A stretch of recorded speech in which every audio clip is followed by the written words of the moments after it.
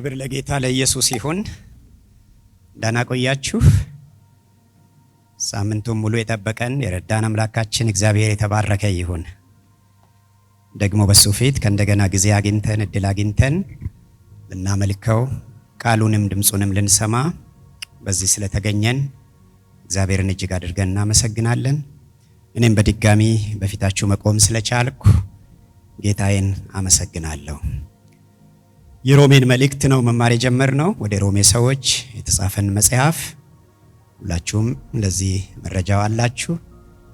ሳምንት የነበራችሁ እስኪ ሁላችሁም ሳምንት የነበራችሁ ብቻ እጃችሁን አሳዩኝ። አብዛኛው ሰው ሳምንት ነበረ። ሳምንት ላልነበራችሁ በቴሌግራም ገጻችሁ ላይ የሳምንቱ ትምህርት ሙሉ በድምጽ አለ። ስለዚህ ያንን ድምጽ መስማት ትችላላችሁ። ሙሉ ትምህርት 1 ሰዓት ያህል ከነጸሎቱ የተነገረ ትምህርት አለ። ሳምንት የሮሜን መጽሐፍ መግቢያ ነው ለመነጋገር የተሞከረው። ዛሬም ምዕራፍ 1ን ሙሉውን አብረን እናጠናለን። ምዕራፍ 1ን ከቁጥር 1 ጀምሮ እስከ 32ኛው ቁጥር ድረስ አብረን እናጠናለን። ጌታ እንዲያስተምረን ደግሞ እንጸልያለን። ሁላችንም እስኪ በጌታ ፊት ሆነን አጭር ደቂቃ ከኔ ጋር አብረን እንጸልይ። ጌታ ከዚህ መጽሐፍ እንድናገረን እየጸለይን እያለ ቁጥር 16 እና 17 ከምዕራፍ 1 ቁጥር 16 እና 17 አነባለሁ። በወንጌል አላፍርምና አስቀድሞ ለአይሁዳዊ ደግሞም ለግሪክ ሰው ለሚያምኑ ሁሉ የእግዚአብሔር ኃይል ለማዳን ነውና ጻድቅ በእምነት ይኖራል ተብሎ እንደተጻፈ የእግዚአብሔር ጽድቅ ከእምነት ወደ እምነት በእርሱ ይገለጣልና። እግዚአብሔር አምላካችን ሆይ በልጅህ በኢየሱስ ክርስቶስ ወንጌል ስለገለጥክልን ስላንተ ታላቅ ጽድቅ እናመሰግንሃለን። እኛ ሁላችን ኃጢአተኞች ነበርን። በኃጢአታችን እና በደላችን የተነሳ የሞትን ሙታን ነበርን። ነገር ግን አንተ ጻድቅ ስለሆንክ እኛ ያንን ጽድቅ መመጠን የሚችል ሥራ ስለሌለን ካንተ ጋር ትክክል መሆን ስለማንችል የኛን ሥራ አንተ ሰርተህ በኢየሱስ ክርስቶስ ጽድቅን ስለገለጥክልን እናመሰግንሃለን። ካንተም ጋር እንድንኖር እድል ስላገኘን በቤት እንድንመላለስ ካንተ ጋር አብሮ ለመሆን በአንተ ጽድቅ በዛው በራሱ ጸድቀን ጻድቃን ተብለን ስማችን ተቀይሮ ሕይወታችን ተለውጦ ካንተ ጋር መኖር እንድንችል እድል ስለሰጠህን ክብር ለስምህ ይሁን። የሞትን ነበርን ሕያዋን ሆነናል። የወደቅን ነበርን ተነስተናል። የጠፋን ነበርን ተገኝተናል። የለንም ጌታ ሆይ ተቅበዝብዘን ነበር። እረኛ እንደሌላቸው በጎች እንዲሁ የተቅበዘበዝን ነበርን። አሁን ወደ ነፍሳችን እረኛ ተመልሰናል። የነፍሳችን እረኛ መልካሙ እረኛ አንተ አግኝተህናል። እናመሰግንሃለን። አሁንም ደግሞ በእረኝነት ስለምትመግበን ስለምትንከባከበን በአንተና በእኛ መካከል ባለ ዝምድና ጌታ ሆይ ንግግርህ ስለሚቀጥል እንክብካቤ ስለማይለየን እናከብረሃለን። አሁንም ደግሞ ዛሬም ቃልህን አስተምረን። ከዚህ ሮሜ መልእክት ምዕራፍ 1 ጌታ ሆይ ዛሬ ተናገረን። ሕያው ነው ቃልህ፣ የሚሰራ ነው። በሁለት በኩል እንደተሳለ ሰይፍ የተሳለ ነው። ልብን ኩላሊትን እስኪለይ ድረስ ይመረምራል። አጥንትንና ቅልጥምን እስኪለይ ድረስ ይቆርጣል። ነፍስንና መንፈስንም ይለያል። ጌታ ሆይ በአንተ ቃል ዛሬም ተናገረን። ቃልህ ሲናገረን ሕይወት እንደምናገኝ እርግጠኞች ነን። ለሞተው ማንነታችን፣ ለሞተው ስራችን፣ ለሞተው ነገራችን ሕያው የሆነ ቃልህ አሁን ይምጣልን። ሕይወት ሰጪ ንግግርህን አሰማን። ሕይወት የሚገኝበትን ትምህርት ተናገር ብለህ ቲቶን በጳውሎስ በኩል እንደተናገረ እኔም ዛሬ ሕይወት የሚገኝበትን ትምህርት እናገራለሁ። አፌን በመክፈት ቃልህን ስጠኝ። እኔ የምናገረውን የሚሰሙ ልቦች ደግሞ እንዲከፈቱ ጸልያለሁ።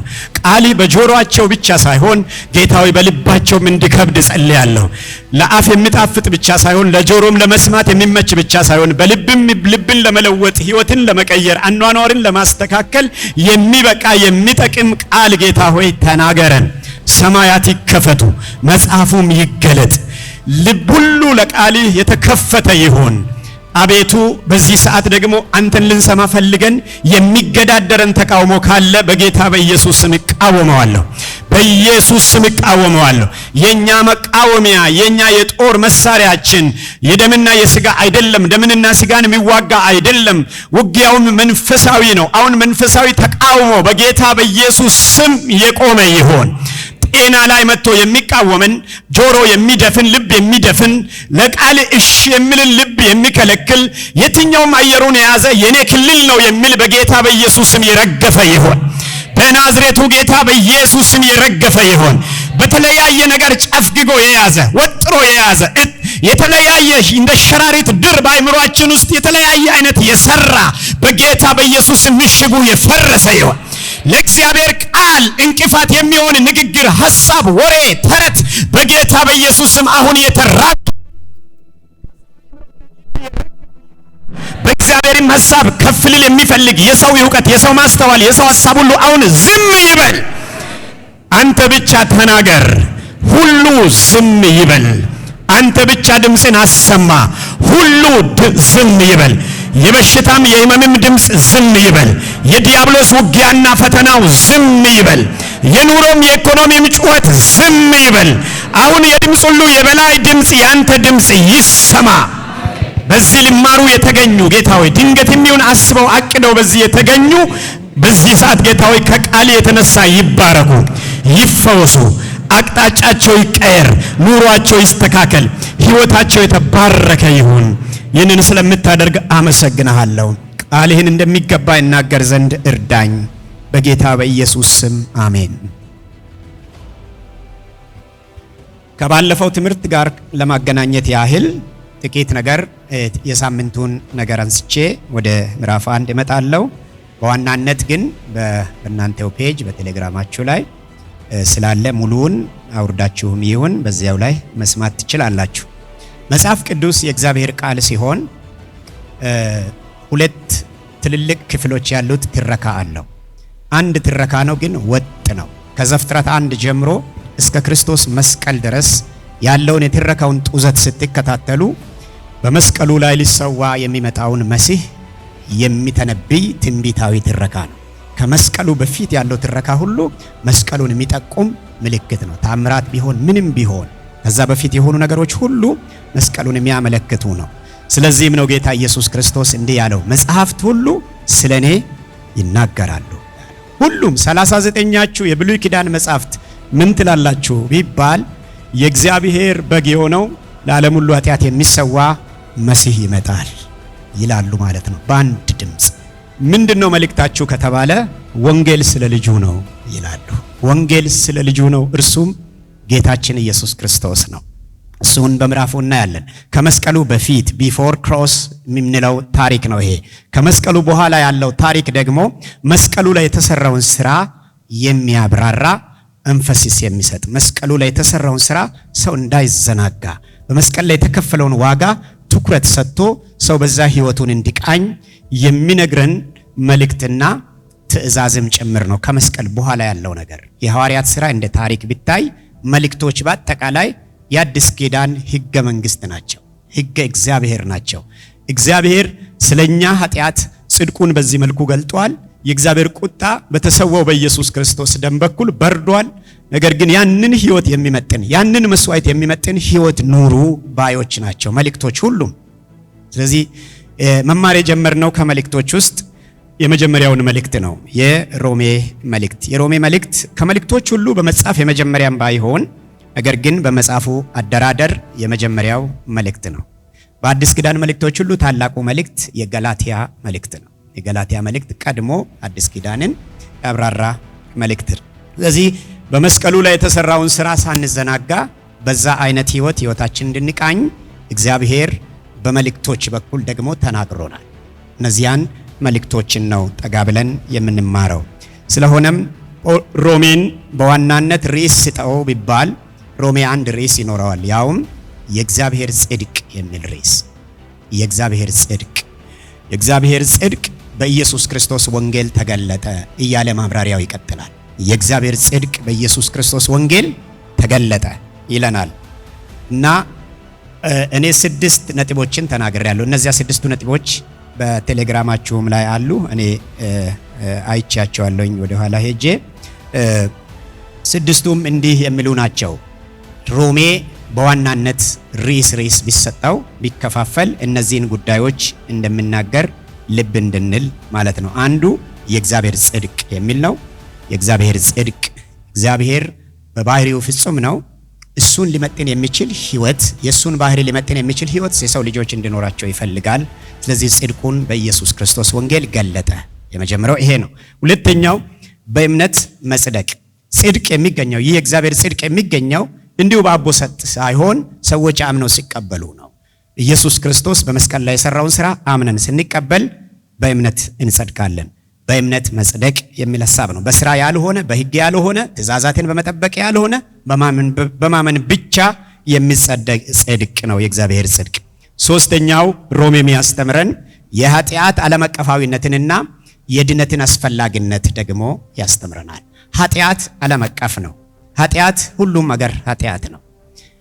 አገር ስንቀይር ኃጢአት አይሻሻልም። ሁሉም አገር ጨረቃም ላይ ብንሄድ ኃጢአት ነው።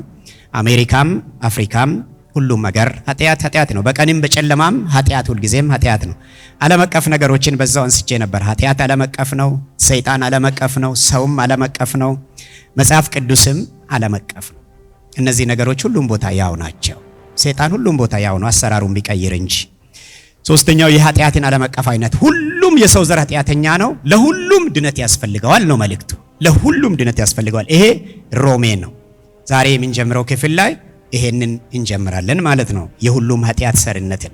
አራተኛው የወንጌል ኃይል የሚል ነው። ወንጌል ኃያል ነው። the power of gospel። የእግዚአብሔር ወንጌል ኃይል አለው። የሰማውን ሁሉ ያድናል። የሰማውን ሁሉ ይለውጣል። ይሰበክ እንጂ ይሰማ እንጂ በትክክል ይወራ እንጂ ወንጌል ይለውጣል። ወንጌል ሰውን ሰው ያደርጋል። ወንጌል ኃያል ነው። ተራ ዜና አይደለም፣ ተራ ወሬ አይደለም፣ ዝም ብሎ እንደ አባቶቻችን ተረት አይደለም። ወንጌል በትክክል ይወራ እንጂ በትክክል ይነገር እንጂ ወንጌል ኃያል ነው፣ ያድናል። ይሄ የወንጌልን ኃይል ነው አራተኛው የሮሜ መጽሐፍ የሚያስተምረን። አምስተኛው መታደስና ቅዱስ አኗኗርን ደግሞ ያስተምረናል። መታደስ፣ ቅዱስ አኗኗር ሌላኛው የሮሜ መልእክት ርዕሰ ጉዳይ ነው። ትራንስፎርሜሽን ኤንድ ሆሊ ሊቪንግ። ትራንስፎርምድ እንሆናለን በወንጌል ስናምን። ከዛ ቅዱስ ህይወት፣ ቅዱስ አኗኗር ደግሞ የግድ ከኛ ይጠበቃል ማለት ነው። መዳን ብቻ አይደለም መኖርም አለበት በሮሜ መልእክት ውስጥ። በዚህ ነው ምንድነው ያለ ዋጋ ያለ ክፍያ እንዲሁ በእምነት ብቻ፣ ነገር ግን ያንን የዳነውን መዳን በመኖር በዕለት ዕለት ህይወታችን መግለጥ ያስፈልገናል ማለት ነው። ይሄ ሌላኛው ርዕስ ነው። እንደዚሁም የመጨረሻው ስድስተኛው የሮሜ ርዕሰ ጉዳይ ብዬ እኔ ያነሳሁት የእግዚአብሔር እቅድ የሚል የእግዚአብሔር ፕላን። እግዚአብሔር እቅድ አለው። እቅዱም ዓለምን ሁሉ በክርስቶስ መጠቅለል ነው። ይህንን ኤፌሶን ላይ ጳውሎስ በሌላ አገላለጽ ገልጾታል። እግዚአብሔር አንድ እቅድ አለው። ምንድነው እቅድ ቢባል ሰውን ሁሉ ማዳን፣ በክርስቶስ ሁሉን መጠቅለል። ሰውን ሁሉ የማዳን እቅድ ነው ያለው። እግዚአብሔር የተወሰኑ ሰዎች ድነው የተወሰኑ እንዲጠፉ ፈቃዱ አይደለም። ገሃነመ እሳት እንኳን የተዘጋጀው ለሰው ልጆች አይደለም፣ ለሰይጣን። ስለዚህ ሰይጣን ተከታዮችን አፍርቶ ብቻዬን ለምን ልግባ ብሎ ብዙ ሰዎችን አስከትሎ እንደሚወድቅ መጽሐፍ ቅዱስ ደግሞ ያስተምረናል። ለሰይጣንና ለተከታዮቹ ነው የተዘጋጀው። ሰይጣንን አንከተልም ብል ሰው ሁሉ ብድን፣ በዓለም ላይ ኖሮ የሞተውም ወደፊት የሚመጣውም ሁሉ ብድን እግዚአብሔር ደስታው። እስካሁን ድረስ ስታቲክስ እንደሚያሳየን በዓለም ላይ 100 ቢሊዮን ሰው ኖሮ ሞተዋል ይባላል። 100 ቢሊዮን ያህል ሰው ኖሮ ሞተዋል። አሁን ባለን ሁኔታ የቅርብ ጊዜው ወደ 8.5 ቢሊዮን ህዝብ በዓለም ላይ አለ። ሁሉም ሰው ብድን እግዚአብሔር ደስታው። የእግዚአብሔር ቤት አይጠብም፣ አዳራሹም ሰፊ ነው።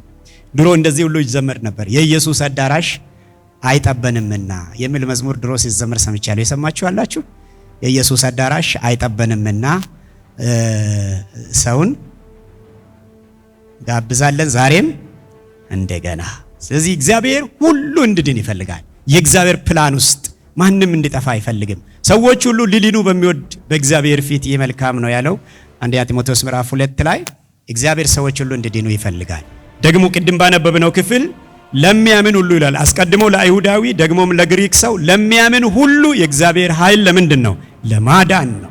እግዚአብሔር ማዳን አይሳነውም። ሁሉን የማዳን እቅድ አለው። ሰው በምርጫው ግን በነፃ ፈቃዱ መርጦ አቅጣጫውን ሊቀይር ይችላል። እግዚአብሔር አስገድዶ አያድንም። አንተ መዳን የለብህም ብሎም አይገፈትርም።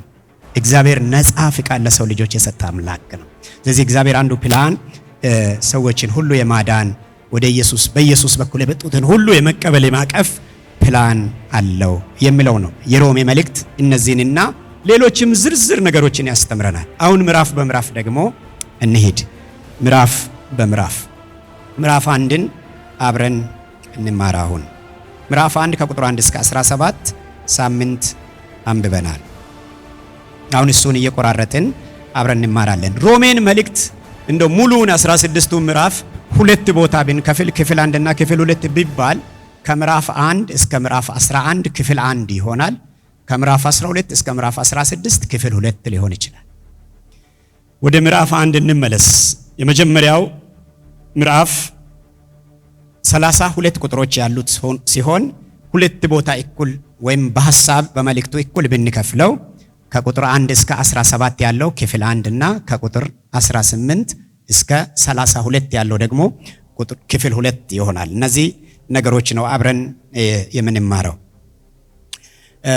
ምዕራፉን በሁለት ዋና ዋና ቦታ ከፍዬዋለሁ ለጥናት እንዲያመች ነው። ከዛ በኋላ ደግሞ ንዑስ ርዕሶችም ይኖሩኛል። የመጀመሪያው ክፍል የእግዚአብሔር ጽድቅ በክርስቶስ ወንጌል መገለጡን የሚያብራራ ክፍል።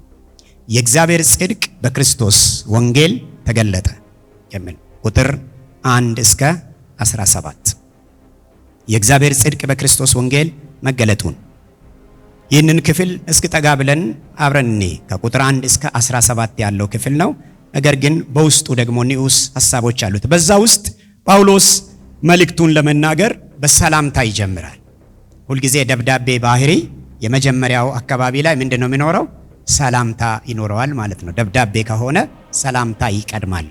ይህንን ድሮም ደብዳቤ እንዴት እንደሚጻፍ የአማርኛ አስተማሪ አስተምራናለች።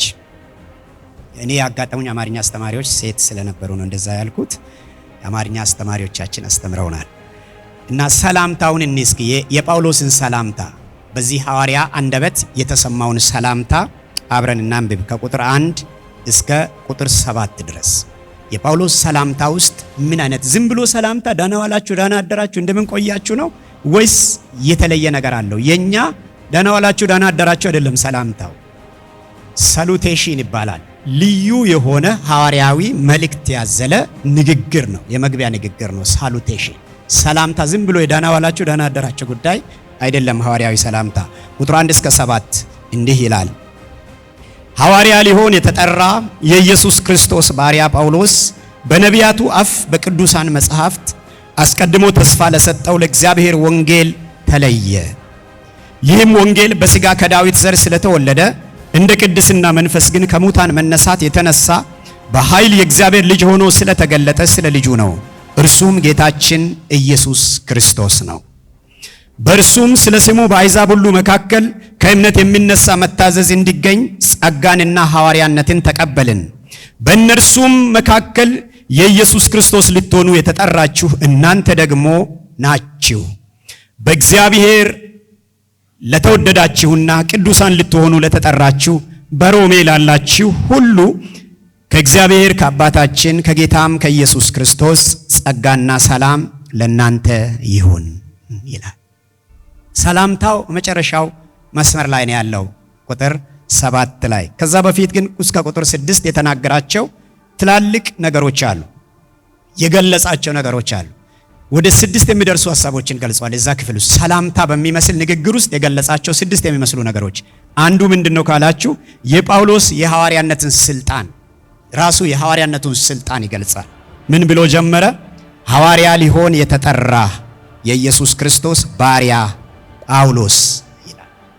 የሐዋርያነት ስልጣኑን እግዚአብሔር ለምን አገልግሎት እንደጠራው የሚናገረውን ስልጣኑን ያነሳል። ግን በጣም በሚገርም ሁኔታ ጳውሎስ ሐዋርያ ነኝ እያለ ግን አንድ የማይረሳው ስሙ አለ፣ ባሪያም ነኝ። እኛ ማን ተጠቀመው? ግን የመጀመሪያዎቹ ሐዋርያት በደንብ የሚጠቀሙት ስም ነው። ሐዋርያ ሊሆን ነው የተጠራው። ግን እስቲል ሐዋርያም ቢሆን ምንድነኝ ይላል?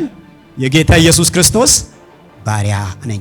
እንዳንረሳ ማዕረግ በዚህ ጊዜ በጣም እያሰከረም እያመረቀነም ስላለ ሐዋርያ እኛ ብንሆን ኖሮ ሐዋርያ የራሱ የሚለው ይሄ አይበቃም ብለን የሆነ ነገር ሁሉ መጨመር እንችላለን። የሆነ ነገር በአንድ ብቻ እንዴት እንጠራ? እኔ ጸጋዬ እኮ ብዙ ነው ብለን 5ቱንም 6ቱንም ከተቻለ ብዙ ነው የምንወስደው። ይሄ ሰው ሐዋርያ ሊሆን ተጠርቻለሁ፣ ያ ማለት የኢየሱስ ምስክር ነኝ ማለት ነው። በሌላ የተላኩ መልእክተኛ ነኝ፣ ለአሕዛብ የተላኩ መልእክተኛ ነኝ ማለቱ ነው እንጂ ሌላ ማይረጉ አይደለም። ግን አንድ ነገር ይላል፣ የኢየሱስ ክርስቶስ ባሪያ ነኝ፣ የኢየሱስ አገልጋይ ነኝ። እኔ ምንም አይነት ትልቅ ስምና ትልቅ ማዕረግ ይኑረው የኢየሱስ ክርስቶስ ባሪያ መሆኑን መርሳት የለበትም ማለት ነው። ዘንድሮ እነዚህ ርዕሶች፣ እነዚህ የስም ርዕሶች ሰውም እየሰጣቸው አይደለም፣ አንዳንዶቹ ጋር ራሳቸው እየወሰዱት ነው። አንድ ሁለት ነው እኔ የሰማሁት ሐዋርያ የተባሉ ሰዎች በኢትዮጵያ አንድ ሁለት ሰምቻለሁ። አንድ ሁለት ሰምቻለሁ፣ ስማቸውን አሁን አልጠራም። አንድ ከሙሉ ወንጌል አካባቢ ሰምቻለሁኝ፣ አንድ ከሕይወት ብርሃን መሰለኝ የሰማሁት ሐዋርያ የተባሉ ሁለት ትልልቅ ሰዎችን ሰምቻለሁ። ግን በጣም ብዙ ሺህ ሐዋርያቶች ደግሞ አሉ ራሳቸው የወሰዱ። የት ነው ስሙ የተሰጣቸው? ማተሚያ ቤት ፖስተር ሲሰራ በቃ ይሄኛውን ሐዋርያ በል፣ ይሄኛውን ነቢይ በል፣ ይሄኛውን ደግሞ የእግዚአብሔር ሰው በል ተብሎ የተከፋፈሉ በጣም ብዙ ስሞች አሉ። እኔ በቅርብ የማውቀው አገልጋይ ኮንፈረንስ እያዘጋጀ ነው። የጋበዛቸው አገልጋዮች ሁሉ ነቢይ የሚሉ ናቸው። እና ማተሚያ ቤት ፖስተሩን ኤዲት ለማድረግ ገብቶ የእግዚአብሔር ሰው ሁሉም እኮ ነቢይ ሆነ፣ ሌላ አትቀላቅልም አለ ኤዲት የሚያደርገው ልጅ፣ የማተሚያ ቤቱ ልጅ። ከዛ ወዲያው በቃ የኔን አፖስትል በለው አለ ማለት ነው። እዛ ወሰደ፣ ማን ይከለክለዋል? የኔን ሐዋርያ በለው፣ ፖስተሩ ወጣ ሐዋርያ ተብሎ። ከዛ በኋላ ሐዋርያ ይለዋል ያገኘው ሁሉ።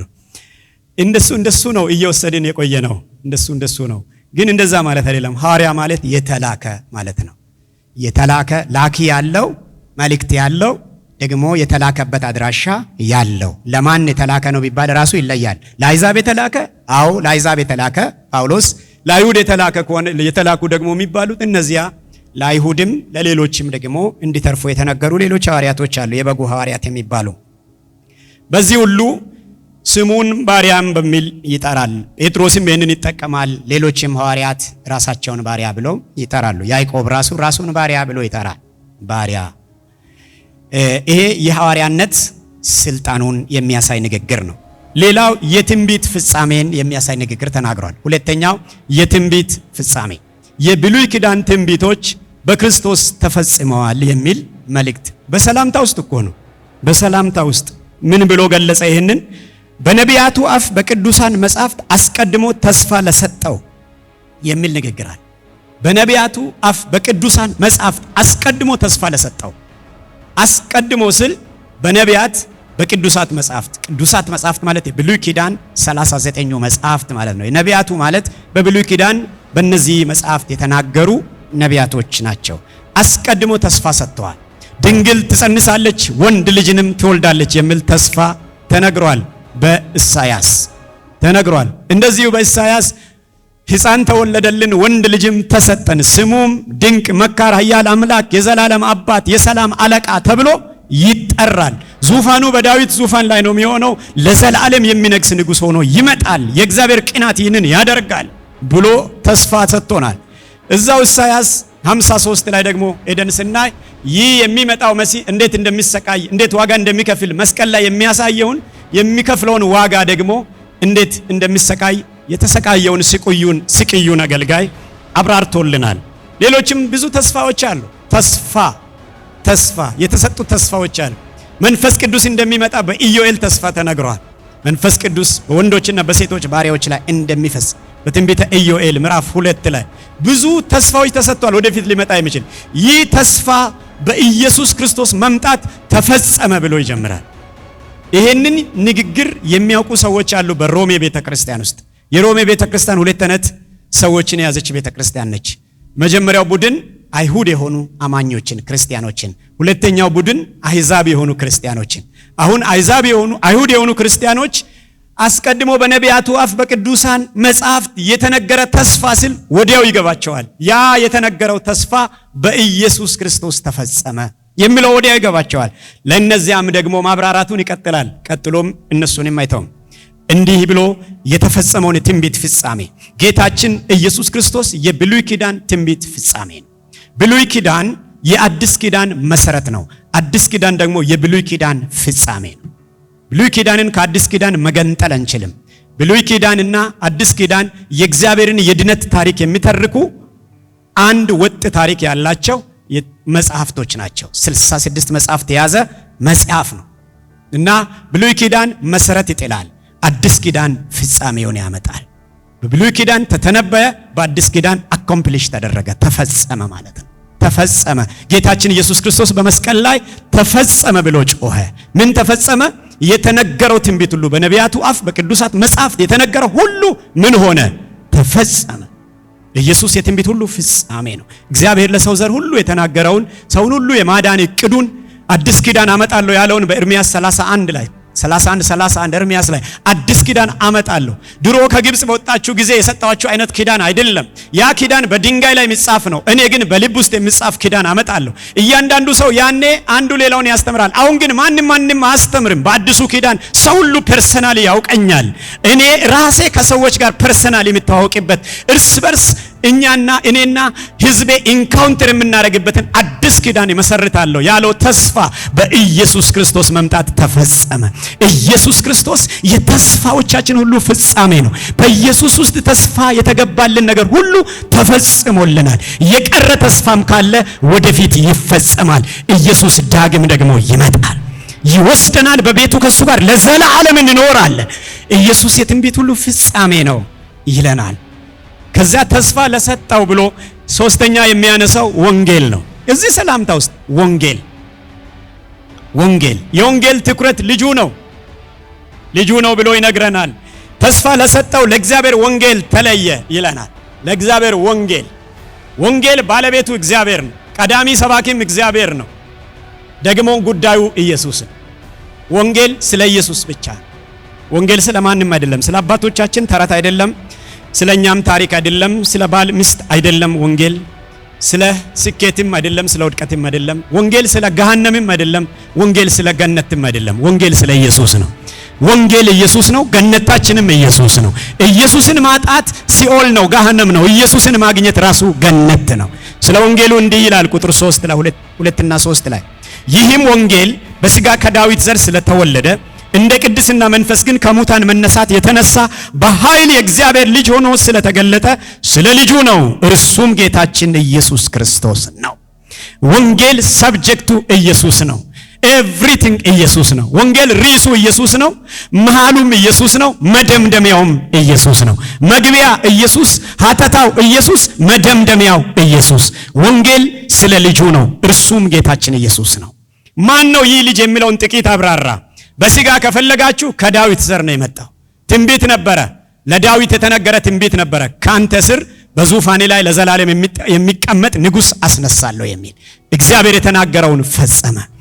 እሱ ማለት በዳዊት ዘር የመጣው ጌታችን ኢየሱስ ክርስቶስ ከዳዊት ነገድ የተባለ የዳዊት ስር የተባለ የእሴይ ስር የተባለ ነገድ የተባለ ኢየሱስ በሥጋ ከሱ ከማርያም ከድንግል ማርያም የተወለደው ደግሞ ተመልከቱ፣ እንደ ቅድስና መንፈስ ከሙታን መነሳት የተነሳ የተሰቀለው የሞተው የተቀበረው በሶስተኛው ቀን እንደተናገረው ከሞት መቃብሩን ፈንቅሎ የተነሳው ደግሞ 40 ቀን እየተመላለሰ መነሳቱን አረጋግጦ ትንሣኤውን ይሁን መሆኑን መስክሮ ይኸው ተነስቻለሁ፣ አይታችሁኝ እመኑ፣ ይዘኸኝ ከፈለክ ና ጎኔ ላይ እጄን ከተህ ማየት ትችላለህ፣ ተነስቻለሁ፣ እኔ ሕያው ነኝ ብሎ መስክሮ ከዚያ ዳግም እመለሳለሁ ብሎ ሄዶ በአብ ቀኝ የተቀመጠው ደግሞ እንደዚሁ የወጉት ሁሉ እያዩት ዓይን ሁሉ እያየው ይመጣል የተባለው እርሱ ነው። ወንጌል እርሱ ነው። ወንጌል የብር ጉዳይ አይደለም። ወንጌል የሀብት ጉዳይ አይደለም። ስለ ብልጽግናም አይደለም፣ ስለ ድህነትም አይደለም። ወንጌል ስለ ኢየሱስ ብቻ ነው። ወንጌል ኢየሱስ ነው። ስለዚህ ነው ጳውሎስ ይህንን እየጨመረ ጡዘቱን እየጨመረ ሲሄድ በዚህ ወንጌል አላፍርም። አሜን። ይሄ ያነሳው በዚህ በሰላምታ ውስጥ ያነሳው ወንጌል ትኩረቱ ኢየሱስ ነው። ሴንተሩ ኢየሱስ ነው። የቤተ ክርስቲያን መድረኮች ማዕከላቸው ኢየሱስ ሊሆን ይገባል። የቤተ ክርስቲያን ንግግሮች፣ መልእክቶች ማዕከላቸው ኢየሱስ ሊሆን ይገባል። መዝሙሮች ማዕከላቸው ኢየሱስ፣ ስብከቶች ማዕከላቸው ኢየሱስ፣ አካሄድ፣ አኗኗር ማዕከላቸው የኢየሱስ ሕይወት ሊሆን ይገባል። ወንጌል ኢየሱስ ነውና። ሌላ ምን አነሳ ካላችሁ ጳውሎስ በሰላምታ ውስጥ ከእምነት የሚነሳ መታዘዝን ያነሳል። ኦቢደንስ ኦፍ ፌዝ፣ መታዘዝ እዛው ቃል አለ፣ የተነገረ ቃል አለ። ተመልከቱ ቁጥር 5 ላይ በእርሱም ስለ ስሙ በአሕዛብ ሁሉ መካከል ከእምነት የሚነሳ መታዘዝ እንዲገኝ ጸጋንና ሐዋርያነትን ተቀበልን ይላል። ከእምነት የሚነሳ መታዘዝ። አንድ አማኝ ቀጣዩ እርምጃው በመታዘዝ መመላለስ ነው። ካመንን በኋላ ባመንነው ሕይወት በእምነታችን በመታዘዝ መመላለስ። ጌታ ኢየሱስም ሲሰጥ ትእዛዝ እንዲህ ብሎ ነው የጨረሰው። የመጨረሻዎቹ አካባቢ ቢትወዱኝ ትእዛዜን ጠብቁ። ዮሐንስ ወንጌል ምዕራፍ 15 ቢትወዱኝ ትእዛዜን ጠብቁ። ይሄን ነው ያዘዝኳችሁ። እኔ ከዚህ ሌላ ምንም የተለየ ትእዛዝ የለኝም። ነፍሴን ለእናንተ እስከ መስጠት ወድጃችኋለሁ። ከዚህ የሚበልጥ ፍቅር ለማንም የለም። ስለዚህ በፍቅሬ ተመላለሱ፣ ኑሩ፣ ትእዛዜን ጠብቁ። ጌታን መውደዳችን የሚገለጸው በመታዘዛችን የሚለንን መታዘዝ፣ ቃሉን መታዘዝ፣ የሱን ሕይወት መታዘዝ፣ ፈለጉን መከተል፣ ደቀ መዝሙሩ መሆን፣ እሱን መታዘዝ። ይሄንን በሰላምታ ውስጥ ነው እንግዲህ ሐዋርያው እየተናገረ ያለው። ሌላኛው አምስተኛው ተልእኮን ያነሳል። ተልእኮ ምንድነው? እዚህ የተነሳው ተልእኮ ካላችሁ ተመልከቱ ቁጥር 6 ላይ በእነርሱም መካከል የኢየሱስ ክርስቶስ ልትሆኑ የተጠራችሁ ይላል። በእነርሱ መካከል ሲል በአሕዛብ መካከል የኢየሱስ ክርስቶስ ልትሆኑ የተጠራችሁ፣ በአሕዛብ መካከል ሮም ላይ ያላችሁ፣ በማያምኑ ሕዝብ በግሪኮች በአሕዛቦች መካከል ያላችሁ፣ በባዕድ አምልኮ በተያዘ ሕዝብ መካከል ያላችሁ፣ ስለ ስሙ ክብር የምትኖሩ፣ ሚሽን ያላችሁ፣ ተልእኮ ያላችሁ፣ በአሕዛብ መካከል በልዩነት የምትኖሩ የሚለውን ደግሞ ያነሳል። ሚሽን ነው ያነሳው፣ ተልእኮ ለአሕዛብ ሁሉ። እና ስድስተኛው ምን አነሳ? በሰላምታ ውስጥ የእግዚአብሔርን ክብር ያነሳል። የእግዚአብሔር ክብር እንዲህ የምትል ቃል አለች ቁጥር 5 ላይ በእርሱም ስለ ስሙ የሚል ቃል አለ። ስለ ስሙ for the sake of his name፣ ስለ ስሙ፣ ስለ እግዚአብሔር ስም ክብር፣ ስለ እግዚአብሔር ስም መከበር፣ ስለ እግዚአብሔር ስም መወደስ። እናንተ በዚያ ውስጥ ስትኖሩ ስለ እግዚአብሔር ስም መወደስ፣ መከበር። እግዚአብሔር አንድ ነገር አድርጓል። ጸጋንና ሐዋርያነትን ሰጥቶናል ይላል። ጸጋ የዳንበት ጸጋ ነው። ሐዋርያነት ደግሞ የምናገለግልበት ስጦታ፣ የዳንበት ጸጋ። ይሄን በሰላምታው ካነሳ በኋላ ሰላምታው ደስ ይላል። ቁጥር 7 ላይ በእግዚአብሔር ለተወደዳችሁና ቅዱሳን ልትሆኑ ለተጠራችሁ። እኔ እናንተን አንድ ቀላል ጥያቄ ልጠይቃችሁ። እስቲ በእግዚአብሔር እየተወደዳችሁ፣ እግዚአብሔር እንደወደዳችሁ ማትረሱ፣ ሁል ጊዜ የምታስቡ፣ እግዚአብሔር ወዶናል። አሜን። እግዚአብሔር ይወደናል። ሲወደንም ዝም ብሎ ወደሃለሁ ብቻ አይደለም። እግዚአብሔር ወዶናል። በመስቀል ላይ እስኪሞት ድረስ ወዶናል። አሜን። በመስቀል ላይ የሞተው እግዚአብሔር ነው፣ እንደ ኢየሱስ አይደል እንደማትሉ እርግጠኛ ነኝ። ምክንያቱም እግዚአብሔር ማለት ስሉስ አሃዱ አምላክ ማለት ነው። አብ፣ ወልድ፣ መንፈስ ቅዱስ በአንድ ስም እግዚአብሔር ይባላል። ወልድ፣ አብ፣ መንፈስ ቅዱስ በግል ከጠራ።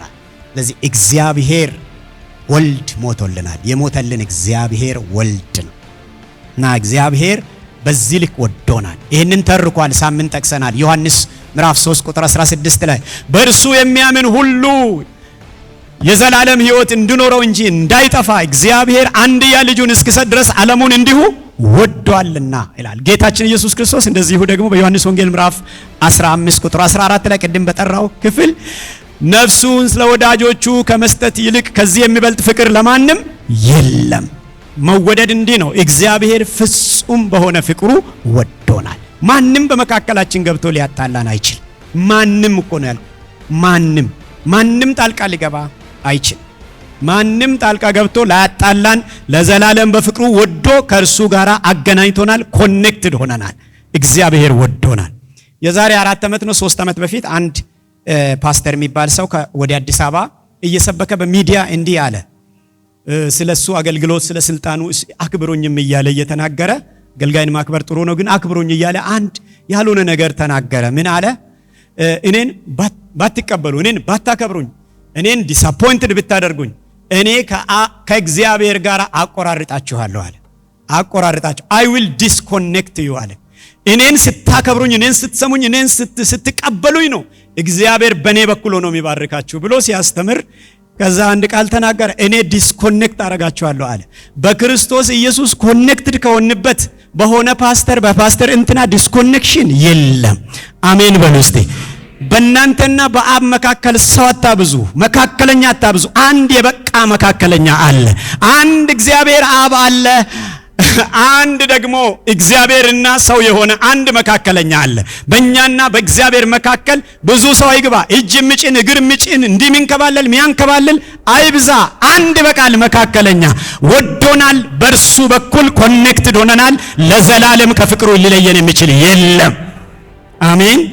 በፍቅሩ ተወደናል። እግዚአብሔር የወደዳችሁና ደግሞም ቅዱሳን ልትሆኑ የተጠራችሁ የሚል ነው። ይሄ ቅዱሳን ልትሆኑ የተጠራችሁ የሚለው የቅዱሳንን ቀጣይ ሕይወት የሚያሳይ ቃል ነው። ልትቀደሱ የተጠራችሁ፣ ለእርሱ ልትለዩ የተጠራችሁ ለማለት ነው። የኛ ድርሻ አለበት። እግዚአብሔር አጽድቆናል፣ ቀድሶናል፣ ደግሞም ልንቀደስ እንኖራለን ማለት ነው። ይህንን ልብ እንድንል ነው።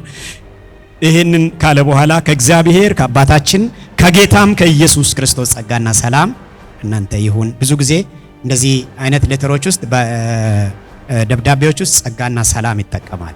ጸጋ ስል ግራሺያ ነው፣ ግሬስ እና ሰላም ሻሎም ነው። አይሁድም አይዛብም ስላሉ ለአይዛቦቹ ሻሎም ማን ነው ግሬስ አለ፣ ለአይሁዶቹ ደግሞ ሻሎም የሚል ንግግር ሁለቱንም ነው የሚጠቀመው። ግሬስም ሻሎምም ከእናንተ ጋር ይሁን። ሰውን በሚገባው መልክ ሰላም ማለት መጥፎ አይደለም። ጳውሎስ ደግሞ በጥሩ ሁኔታ በእግዚአብሔር ሰላምና ጸጋ ሰዎችን ሰላም ስል እንሰማለን።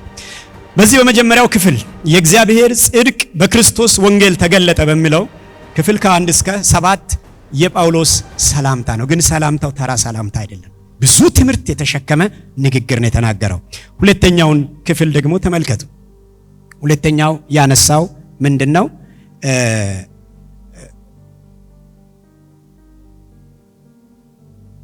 ጸሎትና ምስጋና። ጸሎትና ምስጋና ከቁጥር 8 እስከ 15 ምዕራፍ 1 ከቁጥር 8 እስከ 15 ጸሎትና ምስጋናን እዚህ ክፍል ጳውሎስ ሲጸልይ እናያለን። ማለት ጸለይኩ ብሎ ሲያወራ እንሰማለን። እምነታችሁ በዓለም ሁሉ ስለተሰማች አስቀድሜ ስለሁላችሁ አምላኬን በኢየሱስ ክርስቶስ አመሰግናለሁ ይላል ጳውሎስ። በእንደዚህ አይነት ንግግር በጣም ጎበዝ ነው። የሚፈልገውን ነገር ከመናገሩ በፊት እጅግ ፖዚቲቭ በሆኑ ንግግሮች ይጀምራል። ፖዚቲቭ ኤነርጂ በመፍጠር ሰሚዎቹን ያነሳሳል።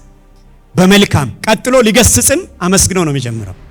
ሊገስጽም ቆሮንቶስን ታውቃላችሁ። ቆሮንቶስን ቀጥቅጦ ነው ያስተማረው በአንደኛ ቆሮንቶስ።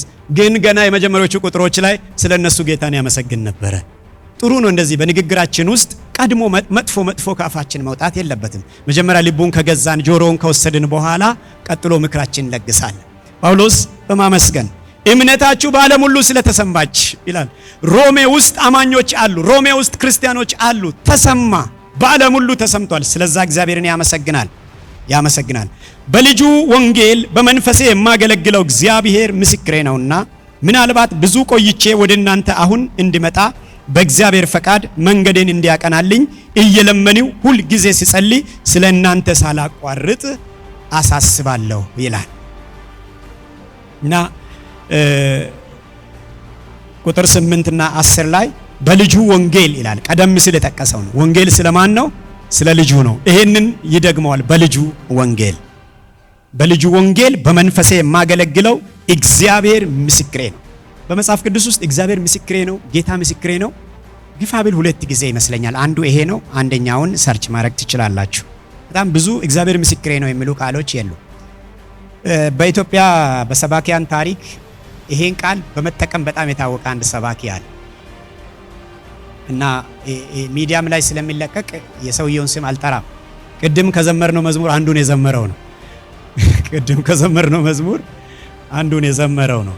አምልኮ ለጌታ ነው ያለው። እሱ እንዲህ ይላል፣ ጌታ ምስክሬ ነው ይላል። ምንም ተናግረው ጌታ ምስክሬ ነው ይላል። ከዛ በኋላ የኔ ቢጤ ሰባኪ ሁሉም ኮረጃትና ጌታ ምስክሬ ነው፣ ጌታ ምስክሬ፣ የማደርገው ነገር ሁሉ ጌታ ምስክሬ ነው ማለት ቀጠልን። አሁን እንደ አሸን ፈልቷል። ጌታ ምስክሬ ነው። ጳውሎስ ራሱ ይመስለኛል ሌላኛውም ጊዜ ለሁለቴ ብቻ ጌታ ምስክሬ ነው የሚል። ብዙ ጊዜ እግዚአብሔርን ምስክሬ ነው ብሎ መጥራት በሐዋርያቱ ዘንድ የተለመደ አይደለም። ንግግሩም ቀላል ስላልሆነ ምን ያህል እውነተኞች ነን እኛ ጌታን ምስክር ለመጥራት? ምን ያህል ውስጣችን ንጹህ ነው? ምን ያህል ፐርፌክት ነን ለምናወራው ነገር? እግዚአብሔር በባህሪው ፐርፌክት ነው። ፐርፌክት የሆነውን እግዚአብሔር ምስክር አቁመን ምንናገር ምን ያህል ፍጹማን ነን?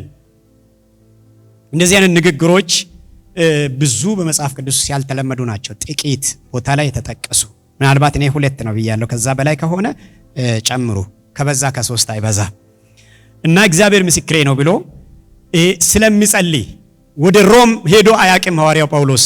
ወደ ሮም ለመሄድ ሄዶም ደግሞ ከነርሱ ጋራ ፌሎሺፕ ለማድረግ ያመኑትን ወንጌል ደግሞ ለማስተማር ደግሞ ደቀ መዝሙር እንዲሆኑ ሊያጸናቸው፣ ሊተክላቸው፣ እንዲተከሉ ሄዶ ሊመክራቸው፣ ሊያወራቸው ፈልጎ ነበረ።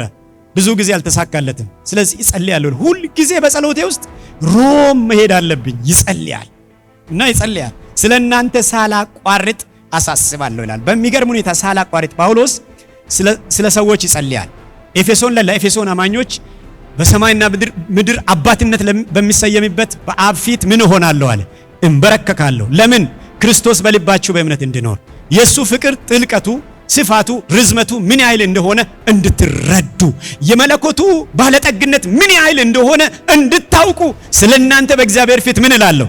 እንበረከካለሁ ይላል። ሮሜ ምዕራፍ 9 ከቁጥር 1 ጀምሮ ደግሞ ስታነቡ ስለ ሥጋ ዘመዶቼ፣ ስለ ወገኖቼ፣ ስለ አይሁድ ሕዝብ ሳላቋርጥ አለቅሳለሁ ይላል። ብዙ ሐዘን፣ ብዙ ጭንቀት በልቤ ውስጥ አለ። ምክንያቱም ክርስቶስ ከነሱ መጥቶ ሕግም ተሰጥቷቸው እነርሱ እየጠፉብኝ ነው፣ ወደ ሲኦል እየሄዱ ነው። የመጣውን መሲህ ስተውታል፣ አላገኙትም። ስለዚህ ስለነሱም እጸልያለሁ ይላል ጳውሎስ። የጸሎት ሰውም ጭምር ነው። ስለ ሌሎች መጸለይ ቢብሊካል ነው፣ መጽሐፍ ቅዱሳዊ ነው። ስለ ሰዎች መጸለይ እና ሳላቋርጥ አሳስባለሁ። ለምን? ትጸኑ ዘንድ መንፈሳዊ ስጦታ እንዳካፍላችሁ ላያችሁ እናፍቃለሁ ይላል። የሚገርም ነው። ትጸኑ ዘንድ በእምነት ባመናችሁት እምነት ትጸኑ ዘንድ ደግሞም ላያችሁም ጭምር መንፈሳዊ ስጦታንም ላካፍላችሁ እናፍቃለሁ። ይሄ ከአንድ ሐዋርያ የሚጠበቅ ነው፣ ከአንድ አገልጋይ የሚጠበቅ ነው። ህዝቡ እንዲጸና ማስተማር፣ ደግሞ መንፈሳዊ ስጦታ ማካፈል፣ በፍቅር ደግሞ ህዝቡን መናፈቅ፣ ወዶ ማገልገል። ደግሞ አገልግሎት ሰዓት ደረሰ እያለ ሳይሆን ጳውሎስ የሚያገለግለው ወዶ በፍቅር በደስታ መቼ ነው የአገልግሎት ተራዬ እያለ እንደሱ አይነት ፍቅር ለተሰሎንቄ ሰዎች፣ ለፊልጵስዩስ ሰዎች ጳውሎስ እንደዚህ አይነት ነገር ይናገራል እና በፍቅር ነው የሚያገለግላቸው። ሁሉንም ሰው እንደዚህ ነው ያገለገለው። በዚህ እግረ መንገድ አገልጋዮች እርስ በርስ ሁላችንም እርስ በርስ እንድንዋደድም በተለይ የምናገለግለውን ህዝብ እንድንወድ ጭምር ይሞግተናል ማለት ነው። እስከ ቁጥር 15 ነው ይሄኛው የጳውሎስ ምስጋናና ጸሎት። ቀጥሎ ቁጥር 13 ጀምሮ እንዲህ ይላል፣ ወንድሞች ሆይ በሌሎች አሕዛብ ደግሞ እንደሆነ በእናንተ ፍሬ አገኝ ዘንድ ብዙ ጊዜ ወደ እናንተ ሊመጣ እንዳሰቢው እስካሁን ግን እንደተከለከሉ ታውቁ ዘንድ ይወዳለሁ። ብዙ ቦታ ይሄዳል፣ ግን ሮም መሄድ አልቻለም ነበር። ለግሪክ ሰዎችና ላልተማሩት ለጥበበኞችና ለማያስተውሉ ዕዳ አለብኝ። ስለዚህም በሚቻለኝ መጠን በሮሜ ላላችሁ ለእናንተ ደግሞ ወንጌልን ልሰብክ ተዘጋጅቻለሁ ይላል ጳውሎስ። ወንጌልን ለመስበክ ነው እዛ ሀገር መሄድ የፈለገው። እንዴት አይነት ሚሽነሪ ነው! እንዴት አይነት ሚሽነሪ ነው! ሐዋርያም እኮ ነው፣ ግን ደግሞ ሚሽነሪ ነው። ተልክ ያለው እናንተ ጋር ደርሼ ወንጌል ለመስበክ እጅግ ጓግቻለሁ፣ ተዘጋጅቻለሁ። እግዚአብሔር ሸክም ሰጥቶኛል፣ ላልተማሩም ለተማሩም፣ ለግሪኮች ለአሕዛብ ሁሉ ወንጌልን ለመስበክ ሸክም ሰጥቶኛል። ለተማሩም ላልተማሩም። የሚገርም ነው። እንዲህ ነው ምለው አይደለ? ለግሪክ ሰዎችና ላልተማሩም። ግሪኮች በፍልስፍና ጎበዞች ናቸው። ብዙ ምርምር፣ ብዙ ፍልስፍና የሚያውቁ ናቸው። ለእነሱም ወንጌል ያስፈልጋቸዋል። ለተማረ ሰው ወንጌል ያስፈልገዋል? አያስፈልገውም? ያስፈልገዋል። ዲግሪ ላለው ሰው፣ ዶክተር ለሆነ ሰው፣ ባለስልጣን ለሆነ ሰው ወንጌል አይሰበክም? ይሰበካል። እኛ ግን ወንጌል ስርጭት የምናደርገው በእነሱ ላይ አይደለም። ደሃው ላይ፣ ምስኪኑ ላይ፣ ጎዳና ላይ በምናገኘው ላይ ነው የምናደርገው። ጀንተል ያለውን፣ ወጣ ያለውን፣ ሰውነቱ ጥሩ የሆነውን፣ ጥሩ የለበሰውን ጋሼ ብለን ለመናገር እንኳን እንፈራለን። የሐዋርያው ለማን ለመስበክ እንደተዘጋጀ? ለግሪኮች፣ ለተማሩት፣ ለተመራማሪዎቹ፣ ለፈላስፋዎቹ። ሐዋርያት ሥራ ምዕራፍ 27 ላይ ይህንን እናገኛለን። አሪዮስ ፎገስ በተባለ ቦታ ላይ ከፍታ ላይ ወጥቶ እናንተ የአቴና ሰዎች፣ የግሪክ ሰዎች አማልክትን እንደምትወዱ እንደምትፈሩ የምታመልኩትን እያየው ሳልፍ አንድ ጽፈት አገኘው ይላል። ምን የሚል ጽፈት አገኘው?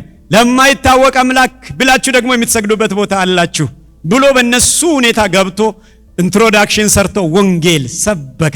ማን ነው ይሄኛው አምላክ ብለው ጠየቁት። ግሪኮች ለፍልስፍና ልባቸው ክፍት ነው። እስኪ ንገረን ስሉ ነገራቸው። ከመጀመሪያ ጀምሮ በትንቢት መጻሕፍት የተነገረው እንደዚሁ በኢየሱስ ክርስቶስ መፈጸሙን ነገራቸው። ነግሮ የሙታን ትንሣኤ ሲጀምር ይሄ ሞኝነት ነው አሉ ለግሪኮች። የመስቀል ጉዳይ ሲነሳ ለግሪክ ሰው ሞኝነት ነው። ለኛ ለምንድንስ የእግዚአብሔር ኃይል ነው። አሜን። የመስቀሉ ቃል ለሚጠፉት ሞኝነት፣ ለኛስ ለምንድን የእግዚአብሔር ኃይል እና ለግሪኮች ደግሞ ላልተማሩት ምስኪኖች ወንጌል ለሁሉም ይገባል። እግዚአብሔር የባላንስ አምላክ ነው። እግዚአብሔር ሁል ጊዜ ባላንስ ይሰራል። መጽሐፍ ቅዱስ በእግዚአብሔር ባላንስ የተጻፈ ነው። ይሄን ያልኩበት ምክንያት በመጽሐፍ ቅዱስ ውስጥ እግዚአብሔር ትልልቅ የተማሩ ሰዎችን ተጠቅሟል፣ ምንም ያልተማሩ ሰዎችንም ተጠቅሟል። ትልቅ ባለስልጣናትን ተጠቅሟል፣ የቤት ሰራተኞችንም ተጠቅሟል። እግዚአብሔር ሀብታሞችን ተጠቅሟል፣ ደሃዎችን ተጠቅሟል። ይህ የእግዚአብሔር ድርሰት፣ ይህ መጽሐፍ ባላንስድ ነው። እግዚአብሔር የማያዳላ ፊት አይቶ የማያዳላ ስታተስ አይቶ የማያዳላ የሰውን ሁኔታ አይቶ የማያዳላ አምላክ ነው። ትልቅ ባለስልጣን እንደነ ኒዕማን ያሉ የጦር ጄኔራሎች ያሉበት ነው። እዛው ባለስልጣን ቤት ደግሞ የቤት ሰራተኛ አንዲት ምርኮኛ ሴት ደግሞ ያነሳል። የምስራች የነገረች ለኒዕማን እጅግ ትልልቅ ባለ ሀብቶችን ጠርቶ ተጠቅሟል። በ12 ጥማድ በሬ የሚያርስ ሀብታም ገበሬ ኤልሳን እግዚአብሔር ጠርቶ ደሃ አድርጎ ለወንጌል ለመንግስቱ ዓላማ ለሚሰራው ለሚፈልገው ትልቅ ተግባር እግዚአብሔር ተጠቅሞባቸዋል። ደግሞ ምንም የሌላቸውን ምንም ደሞዛቸው ምናልባት 2 ዲናር የሆናቸውንም ድሆች እግዚአብሔር በመጽሐፍ ውስጥ አካቷል። እጅግ የተማሩ የምንላቸውን እነ ሙሴን ለአገልግሎት ተጠቅሟል። ምንም አልተማረም የምንለውንም እነ ጴጥሮስንም ተጠቅሟቸዋል። አሳ አጥማጆች፣ ፍሊቶ ሻጮች እዛ ጋር ሄዶ መልምሎ ከሐይቅ ዳር ከአሞራ ገደል ወስዶ ጌታ ተጠቅሟል። እግዚአብሔር ይችላል አይችልም? ወንጌል ባላንስ ነው፣ ለሁሉም ይሆናል ማለት ነው። አንድ ጊዜ አሞራ ገደል ብዙ ጊዜ እሄዳለሁ እና አንዱ ቀን ላይ አንድ ነገር በልቤ መጣ። ይህን ስላነሳው ለማንሳት ያህል እና የምናዘውን አዘን ከጓደኛዬ ጋር እየጠበቅን እያለ ወክ እያረኩኝ ያገኙ ሁሉ እንትን ትፈልጋለህ፣ አሳ ትፈልጋለህ፣ ፍሊቶ ትፈልጋለህ፣ ፍሊቶ ይላሉ። ቢላ ይዘዋል። የለበሱት ልብስ ብዙ ንጹህ አይደለም። ብዙ የተማሩ ዲግሪ ያላቸው ምናምን የምንላቸው አይነት አይደሉም። እና ምስኪን ትምህርት በመሃል ያቋረጡ ይመስላሉ። ብቻ አትፈልግም፣ ፍሊቶ አትፈልግም፣ ና እኔ ጋ ስሉ እኔ አንድ ነገር ትዝ አለኝ። ጌታ እንደው ሰው አተ ነው ሰው ፍለጋ አሞራ ገደል የመጣው ብዬ ጠየቅኩት። ጌታ ሰው አጥቶ ነው ሰው ፍለጋ ገሊላ ባህር ዳርቻ ሄደው እነ ጴጥሮስን ፍለጋ ፍሊቶ ስሉት ለፍሊቶ አይደለም የመጣሁት እፈልጋችኋለሁ። እስከ ዛሬ አሳ አጥምዳችኋል፣ ከዚህ በኋላ ግን ሰዎች አጥማጅ አደርጋችኋለሁ። ኢየሱስ ጌታ ነው። ኢየሱስ ጌታ ምንም ሰው ከማይገምትበት ተራ መንደር ተራ ሰፈር እግዚአብሔር ለዓለም የሚበቁ ቁም ነገረኞችን ያወጣል። እግዚአብሔር ተስፋ እንዳትቆርጡ። እኔ ደካማ ነኝ፣ ባክግራውንዴ እንዲህ ነው፣ ደሃ ነኝ፣ የለኝም እንዳትሉ እግዚአብሔር ሰው ከማይጠብቅበት ቦታ ቁም ነገረኞችን ለዓለም የሚበቁትን ሰዎች ያስነሳል። ለሁሉ ወንጌል ይሰበክ፣ ላልተማሩም ይሰበክ። ወንጌል ላልተማሩም ሊሰብክ ተዘጋጅቻለሁ ነው ያለው። ለጥበበኞችም ለሞኞች ወንጌል ለሁሉ ነው። አሜን። እስቲ ወንጌል ይለውጣል። ሃሌሉያ። ሌላኛው እዛ ክፍል ያነሳው በመጀመሪያው ክፍል የእግዚአብሔር ጽድቅ በክርስቶስ ወንጌል ተገለጠ በሚለው ክፍል ሌላኛው ሶስተኛው የተነሳው የእግዚአብሔር ጽድቅ የሚለው ሐሳብ ነው። የእግዚአብሔር ጽድቅ ቁጥር 16 እና 17 የእግዚአብሔር ጽድቅ ዋው! የእግዚአብሔር ጽድቅ ይህንን እንዲህ ብሎ ይገልጸዋል። በወንጌል አላፍርምና ወንጌል የእግዚአብሔር ነው። ወንጌል ስለ ልጁ ነው፣ እርሱም ክርስቶስ ነው። በልጁ ወንጌል በመንፈሴ የማገለግለው እያለ ቆይቶ አሁን ምን ብሎ ይቀጥላል? በወንጌል አላፍርምና ይላል። እኛ አፋችን ከፍተን ለመናገር እንኳን እንፈራለን ወይ እናፍራለን። ትልቁ ሐዋርያ በወንጌል አላፍርምና አስቀድሞ ለአይሁዳዊ ነው ወንጌል ጥሪው የመጣው። አይሁዳዊ ለተቀበለው ሆኖለታል። ላልተቀበለው እሱ አልፎበታል። ነገር ግን ለተቀበሉት ሁሉ በስሙም ለሚያምኑት ለእነርሱ የእግዚአብሔር ልጆች የሆኑ ዘንድ ስልጣንን ሰጣቸው ብሎ ዮሐንስ እንደገለጸው ለሌሎች ለግሪክ ሰው ደግሞ ለሚያምኑ ሁሉ የእግዚአብሔር ኃይል እንደሆነ ለማዳን ነው። ከኔ የሚጠበቀው መስበክ ነው። ከኔ የሚጠበቀው ወንጌል መናገር ነው። ኢየሱስ ያድናል። አሜን። ኢየሱስ ያድናል ብሎ መናገር ነው። ወንጌል ምንድነው ያልን እንደሆነ ስለ ኢየሱስ ነው። ወንጌል ከድንግል ማርያም የተወለደው በመንፈስ የተጸነሰው ከድንግል ማርያም የተወለደው በጴንጤናዊው በጲላጦስ ዘመን መከራ የተቀበለው የተገፋው የተተፋበት ያ ስቃይ የተቀበለው በመስቀል ላይ የሞተው የተቀበረው ወደ ሲኦልም የወረደው በሶስተኛው ቀን ከሙታን የተነሳው ወደ ሰማይ የወጣው ሁሉን በሚችል በእግዚአብሔር አብ ቀኝ የተቀመጠው ደግሞ በሕያዋንና በሙታን ሊፈርድ ዳግም የሚመለሰው እርሱ ነው የኛ ወንጌል። ኢየሱስ ነው የኛ ወንጌል። ኢየሱስ ይወራ፣ ኢየሱስ ይዘመር፣ ኢየሱስ ይሰበክ፣ ኢየሱስ ይነገር፣ ኢየሱስ ይጻፍ። የማያልቅ ትምህርት፣ የማያባራ ዕውቀት፣ ሁል ጊዜ ክረምት በጋ ሁል ጊዜ ቢቀዳ የማያልቅ ዕውቀት ኢየሱስ ይባላል። ወንጌል ኢየሱስ ነው። በኢየሱስ አላፍርም።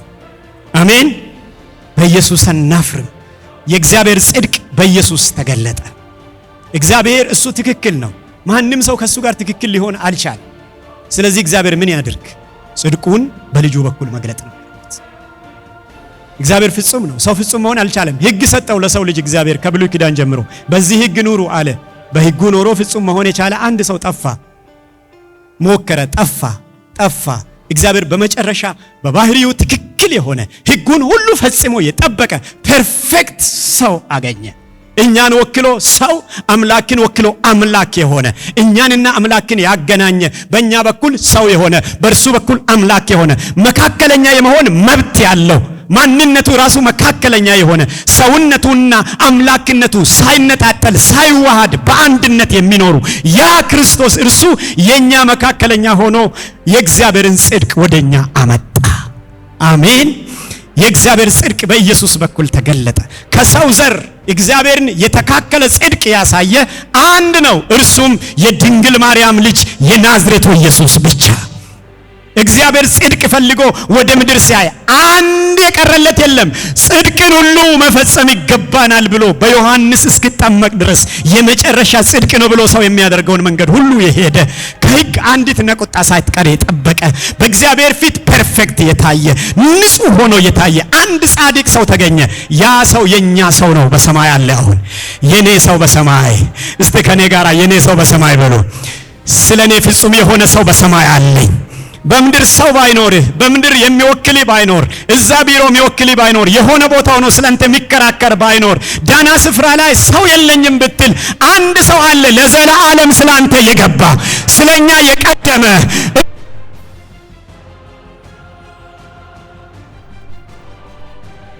ሰው በሰማይ። ሃሌሉያ። እንደው ይህንን ንግግር በሉ እስከ ከጎናችሁ ሰው ላለ ከጎናችሁ ሰው ላለ ከጎኑ ሰው ለሌለ ለአማን እኔ እላለሁ እናንተ በሉ እስኪ ያንተ ሰው በሰማይ አለ ብላችሁ ንገሩት። ያንተ ሰው በሰማይ አለ። ያንቺ ሰው በሰማይ አለ። ሰው አለን እኛ በሰማይ የእግዚአብሔር ልጅ የሆነ ፍጹም የሆነ ሕጉን የጠበቀ እንከን ያልተገኘበት ስለኛ ሁሉን የሆነ ከኃጢአት በቀር በነገር ሁሉ እንደኛ የሆነ ስንወድቅ የሚራራልን ሊቀ ካህናት የሆነ የኛ ሰው በሰማይ የእግዚአብሔር ጽድቅ በእርሱ በኩል ተገለጠ። አሜን።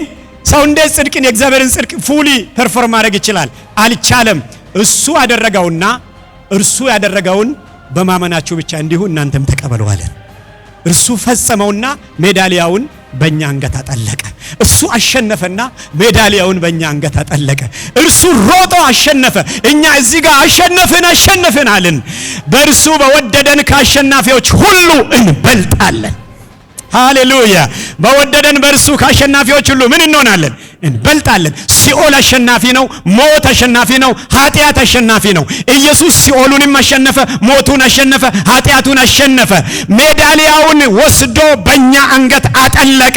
በእርሱ ምክንያት እኛ ሻምፒዮንስ ሆንን። በእርሱ ምክንያት እኛ አሸናፊዎች ሆንን። ከአሸናፊዎች በጸጋው በሱ ስራ እሱ በፈጸመው የእግዚአብሔር ጽድቅ በኢየሱስ ተገለጠ። ሃሌሉያ። የእግዚአብሔርን ጽድቅ ወደ ምድር አመጣለን። አሜን። ጻድቅ በእምነት በሕይወት ይኖራል። ደስ የሚል የምስራች። ይህ ቃል ለመጀመሪያ ጊዜ የተጻፈው ጻድቅ በእምነት በሕይወት ይኖራል የተባለው ቃል ለመጀመሪያ ጊዜ የተጻፈው በትንቢተ ዕንባቆም ምዕራፍ 2 ቁጥር 4 ላይ እግዚአብሔር ይፈርዳል በሚለው ሐሳብ ውስጥ እግዚአብሔር ፈራጅ አምላክ ነው፣ ኃጢአትን ይቀጣል በሚለው ሐሳብ ውስጥ ጻድቅ በእምነት በሕይወት ይኖራል፣ ጻድቅ በእምነት ይኖራል ይላል። እግዚአብሔር ይቀጣል። ይሄም ክፍል ቀጥሎ የእግዚአብሔርን ፍርድ ነው የሚናገረው። በዚህ መሃል ጳውሎስ እንዲህ ብሎ ይጀምራል፣ ጻድቅ በእምነት ይኖራል። እኛ የምንኖረው በባንክ አካውንታችን አይደለም፣ በእግዚአብሔር ላይ ባለን እምነታችን ነው የምንኖረው። ባከማቸነው አይደለም፣ ባካበትነው ሀብት አይደለም፣ በሰራነው ትምህርትና ዕውቀትም አይደለም፣ ባዘጋጀነው ጥሩ አጥርም አይደለም። እኛ በሕይወት የምንኖረው በሰራነው በገነባናቸው መልካም ግንባታዎች አይደለም። ብዙ ኮኔክሽን ብዙ ሰንሰለት ይኑረን፣ መልካም ነው እሱ። ግን ጻድቅ በሕይወት የሚኖረው በእምነት ነው። አሜን። ጻድቅ በእምነት በሕይወት ይኖራል።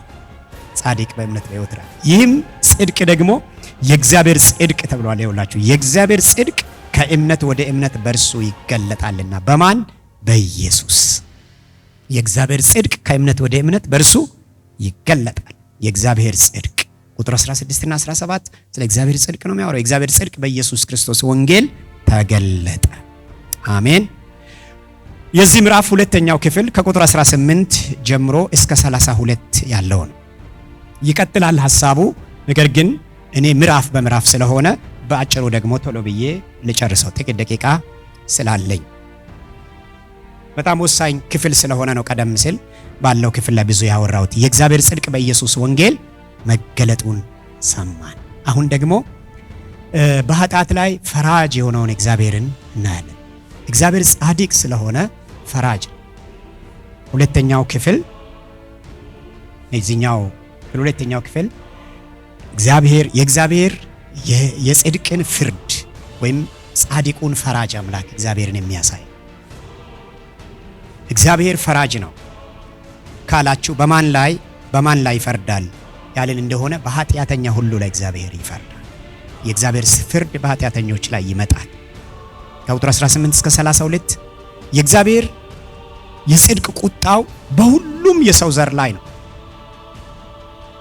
በብሉይ ኪዳን ዘመን ተቆጥቶ የኖረ እግዚአብሔር ነው። በአዲስ ኪዳን በጌታችን በኢየሱስ ክርስቶስ መስዋዕትነት ከቁጣው የተመለሰው የእግዚአብሔርን ቁጣ ያበረደልን የኢየሱስ ደም ነው። የእግዚአብሔርን ቁጣ ያስቆመልን ያበረደልን እግዚአብሔር ተቀብሎት በቃ ይቅር ብያለሁ ያለን በኢየሱስ ክርስቶስ ደም ምክንያት ነው። የእግዚአብሔር የጽድቅ ቁጣ በሁሉም ሰው ላይ ስል ሰውን ሁሉ በሁለት ይከፍላል። በአሕዛብም ላይ በአይሁድም ላይ። አሕዛብ ላይ ስል ሕግ ለሌላቸው፣ አይሁድ ስል ደግሞ ሕግ ላላቸው። ሕግ ያላቸውም ሕግ የሌላቸውም በእግዚአብሔር ቁጣ ስር ናቸው ይለናል። በእግዚአብሔር ቁጣ ስር ናቸው፣ በአይሁድም በአሕዛብም ላይ። ይህ ማለት እንዲህ ማለት ነው። ምክንያቱም ሰው ሁሉ ኃጢአትን ሰርቷል፣ የእግዚአብሔርም ክብር ጎሏል። ምዕራፍ 3 ቁጥር 23 ላይ እንደርስበታለን። ሲጠቀልለው ነው ይህንን ቃል የሚናገረው። ሲጠቀልለው ሰው ሁሉ አሕዛብም አይሁድም ኃጢአት ሰርቷል፣ የእግዚአብሔር ክብር ጎሏል። እግዚአብሔር ቁጣ ላይ ነበር። ጳውሎስ ይህንን ነው የሚናገረው። እግዚአብሔር ተቆጥቶ ነው የኖረው። ከእግዚአብሔር ቁጣ ለማምለጥ ከእግዚአብሔር ቁጣ ለመሸሽ መሸሻ በር ተገኝተዋል። የተገለጠውን የእግዚአብሔርን ጽድቅ ሊያሳይ ነው። እግዚአብሔር ቁጡ ነው የሚለው የእግዚአብሔርን ቁጣ ተመልከቱ ይነግረናል። በዚያ ክፍል ላይ የእግዚአብሔርን ቁጣ ሲያብራራ የመጀመሪያው የአሕዛብን ኃጢአት ይዘረዝራል። በአሕዛብ ላይ እግዚአብሔር ተቆጥቷል። የአሕዛብ ኃጢአት ከቁጥር 18 ጀምሮ የእግዚአብሔርን ኃጢአት ሊነግረን ይጀምራል። የአሕዛብ ኃጢአት ምንድን ነው? ሁለት አይነት ትልቅ ኃጢአቶች ተዘርዝረዋል። ብዙ ሆኖ ሁለት አይነት ትልልቅ ኃጢአቶች ተዘርዝረዋል። አንዱ የአሕዛብ ኃጢአት የጣዖት አምልኮ ነው። ከቁጥር 18 እስከ 23 አብረን እናንብብ። ከ18 እስከ 23 የጣዖት አምልኮ እግዚአብሔር እንደ እግዚአብሔርነቱ ባለማምለክ በጣዖት አምልኮ በመዘፈቃቸው ምክንያት እግዚአብሔር ተቆጥቷል ይላል ጳውሎስ። ስለዚህ እርስ በርሳቸው ሥጋቸውን ሊያዋርዱ እግዚአብሔር በልባቸው ፍትወት ወደ ርኩሰት አሳልፎ ሰጣቸው። ይህም ከቁጥር 18 ልጀምር፣ ከ24 ጀመርኩኝ። እውነትን በአመፃ በሚከለክሉ ሰዎች በኃጢአተኝነታቸውና በአመፃቸው ሁሉ ላይ የእግዚአብሔር ቁጣ ከሰማይ ይገለጣልና እግዚአብሔር ስለተገለጣቸው ስለ እግዚአብሔር ሊታወቅ የሚቻለው በእነርሱ ዘንድ ግልጥ ነውና የማይታየው ባህሪ እርሱ የዘላለም ኃይሉ ደግሞ አምላክነቱ ከዓለም ፍጥረት ጀምሮ ከተሰሩት ታውቆ ግልጥ ሆኖ ይታያልና ስለዚህም እግዚአብሔርን እያወቁ እንደ እግዚአብሔርነቱ መጠን ስላላከበሩትና ስላላመሰገኑት የሚያመካኙትን አጡ። ነገር ግን በሐሳባቸው ከንቱ ሆኑ፣ የማያስተውል ልባቸው ጨለመ። ጥበበኞች ነን ሲሉ ደንቆሮ ሆኑ። የማይጠፋውን የእግዚአብሔርን ክብር በሚጠፋ ሰውና በወፎች አራት እግርም ባላቸው በሚንቀሳቀሱት መልክ መስለው ለወጡ። የአሕዛብ ኃጢአት ነው። ከቁጥር 18 እስከ 23 የአሕዛብ ኃጢአት ምን? እግዚአብሔርን እንደ እግዚአብሔርነቱ አለማምለክ፣ በጣዖት መወሰድ፣ እግዚአብሔርን እያወቁ እግዚአብሔር ራሱን ገልጦ እያለ ማወቅ አለመፈለግ አንዱ የአሕዛብ ኃጢአት። እግዚአብሔርን ማወቅ አለመፈለግ፣ እግዚአብሔርን እያወቁ አለመገዛት፣ እግዚአብሔርን እያወቁ አለመታዘዝ፣ እንደ እግዚአብሔርነቱ አለመፍራት፣ ይልቅ እግዚአብሔር ነው ብለው አራት እግር ያላቸውን ወፎች፣ እንስሶች አምላክ ብለው ማምለካቸው የአሕዛብ ኃጢአት።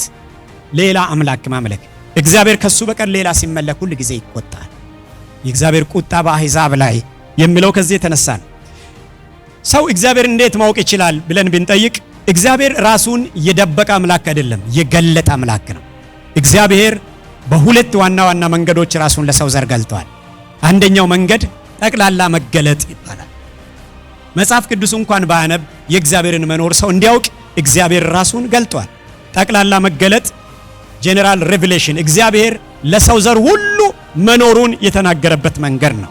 ይሄኛው በታሪክ ውስጥ ሊሆን ይችላል፣ በተፈጥሮ ውስጥ ሊሆን ይችላል፣ በሰው ሕሊና በኩል ሊሆን ይችላል። እግዚአብሔር በጠቅላላው ለሰው ዘር ሁሉ ራሱን የገለጠበት መንገድ በታሪክ፣ በተፈጥሮ፣ በፍጥረት በኩል ሰማያት ክብርን ይናገራሉ። ቀን ለቀን ሌሊት ለሌሊት ያንተን ግርማ ያወራል። መዝሙር እንደዘመረው መዝሙር 19 እግዚአብሔር ራሱን በተለያየ መንገድ መኖሩን ገልጧል። የሁሉ ፈጣሪ እሱ መሆኑን ተናግሯል። ከሁሉ በላይ ደግሞ በሕሊና በኩል እግዚአብሔር መኖሩን ሰው ሁሉ ያውቃል። ቢያምን ባያምን እግዚአብሔር የለም የሚል ሁሉ የእግዚአብሔርን መኖር ያውቃል። እግዚአብሔር የለም ተብሎ ያውቃል አይደል? በኢትዮጵያ ታሪክ እግዚአብሔርም የለም የሚባል ዘመን ነበር አይደለ? ዝም የሚል ቃላት የሚጠቀሙበት ዘመን። ቅድም ነው የሰማሁት አንድ ትልቅ ሰው 40 ቃል የሚችል ሰው ያኔ ይሾማል አሉ ካድሬ ሆኖ በዛ በኮሙኒዝም ዘመን ኮሙኒዝም፣ ማርክሲዝም፣ ምናምኒዝም የሚሉትን ቃላት የቻለ ብሎ ሲያወሩ ቅድም ሰማሁ። እና በዛ ዘመን እግዚአብሔር የለም የሚሉም ነበሩ። ግን በሕሊናቸው ይከሳቸዋል፣ ሁልጊዜ ይከሳቸዋል። የሀገር ሕዝብ ደግሞ የኛ ሀገር ሕዝብ በጣም ብልጥ ነው፣ የሚገርም ነው። የሆነ ስም በዛ አሉ። በዛ ዘመን አንድ ሰውዬ ሲያወሩ እግዚአብሔር የለም በሚባልበት ዘመን ሰው ልጁን ስም ሲያወጣ የሆነ ስም ጨመራሉ። ዋቅ ጅራ የሚል ስም በዛ። ዋቅ ጅራ ማለት እግዚአብሔር አለ ማለት ነው። ዝም ብሎ ይመስላል። ስለዚህ ትምህርት ቤት ውስጥ እግዚአብሔር የለም ብሎ የሚያምነው አስተማሪ ልጁን ሲጠራ ማን ብሎ ይጠራል? እግዚአብሔር አለ ብሎ ይጠራል። በቃ ቀበሌ ላይ የለም ብሎ የሚያምን ካድሬም ዋቅ ጅራ ጋር ሲደርስ ምን ይላል? ዋቅ ጅራ እግዚአብሔር አለ ይላል። በቃ በማንነቱ እግዚአብሔርን ተሸክሞ እንደዚህ ብዙ ዋቅ ጅራ የሚባሉ ስሞች በዚያን ጊዜ በስተዋል ሲባል ሰምቻለሁ። በቅርብም እየወጣ ነው፣ ግን የዛ ዘመን ስሞች ይመስላሉ በብዛት። እኔም አንዳንዶቹን ማቃቸው እድሜያቸው የዛ አካባቢ ነው። እግዚአብሔር እንደ እግዚአብሔርነቱ መመለክ እየቻለ እየፈለገ ሰዎች ከእግዚአብሔር ሌላ ሲያመልኩ እግዚአብሔር ይቆጣል ነው እያለ ያለው። እግዚአብሔር ይቆጣል። የእግዚአብሔር መገለጥ ግልጽ ሆኖ እያለ ማወቅ ያለ መፈለግ እግዚአብሔርን ያስቆጣል።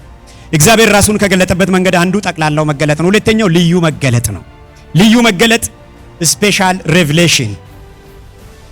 ልዩ መገለጥ የቱ ነው ካላችሁ በእግዚአብሔር ቃል በኩል እግዚአብሔር ራሱን የገለጠበትና በልጁ በኢየሱስ በኩል ራሱን የገለጠበት መገለጥ፣ በቃሉ በኩል በልጁ በኩል እግዚአብሔር ይህንን መገለጥ ገልጦ ያለ ሰው እግዚአብሔርን አልፈልግም ብሎ በራሱ መንገድ ሲሄድ እግዚአብሔር ተቆጣ ማለት ነው። የአይዛብ ላይ እግዚአብሔር ተቆጣ። የአይዛብ ቁጣ ነው አሁን እያወራ ያለሁት። የአይዛብ ጣት ሁለት ነው። አንዱ ጣዖት ማምለክ ነው። ሁለተኛው ለማይረባ አእምሮ ታልፎ መሰጠት ነው። ሁለተኛውን ደረስኩ። ይኸው የማይረባ አእምሮ ቁጥር 24 እስከ 32 የመጨረሻው ክፍል ከሮሜ ምዕራፍ 1 የማይረባ አእምሮ ባለቤት ሆኖ አይዛብ እንዲህ ይላል። ቁጥር 24 ጀምሮ በፍጥነት በወፍ በረር ማነው በጣም በትልቅ ፍጥነት አነባለሁኝ። ስለዚህ እርስ በርሳቸው ስጋቸውን ሊያዋርዱ እግዚአብሔር በልባቸው ፍትወት ወደ ርኩሰት አሳልፎ ሰጣቸው። ይህም የእግዚአብሔርን እውነት በውሸት ስለለወጡ በፈጣሪም ፋንታ የተፈጠረውን ስላመለኩና ስላገለገሉ ነው። እርሱም ለዘላለም የተባረከ ነው። አሜን። ስለዚህ እግዚአብሔር እግዚአብሔር ለሚያስነውር ምኞት አሳልፎ ሰጣቸው። ሴቶቻቸው ለባህሪያቸው የማይገባውን ሥራ ለባህሪያቸውም በማይገባው ለወጡ። እንዲሁም ወንዶች ደግሞ ለባህሪያቸው የሚገባውን ሴቶችን መገናኘት ትተው እርስ በርሳቸው በፍትወታቸው ተቃጠሉ። ወንዶችም በወንዶች ነውር አድርገው በስህተታቸው የሚገባውን ብድራት በራሳቸው ተቀበሉ። የእግዚአብሔርን ፍርድ ማለት ነው። ቁጥር 28 እግዚአብሔርን ለማወቅ ባልወደዱት መጠን እግዚአብሔር የማይገባውን ያደርጉ ዘንድ ለማይረባ አእምሮ አሳልፎ ሰጣቸው። አመፃ ሁሉ፣ ግፍ፣ መመኘት፣ ክፋት ሞላባቸው። ቅንዓትን፣ ነፍስ መግደል፣ ክርክር፣ ተንኮልን፣ ክፉ ጠባይን ተሞሉ።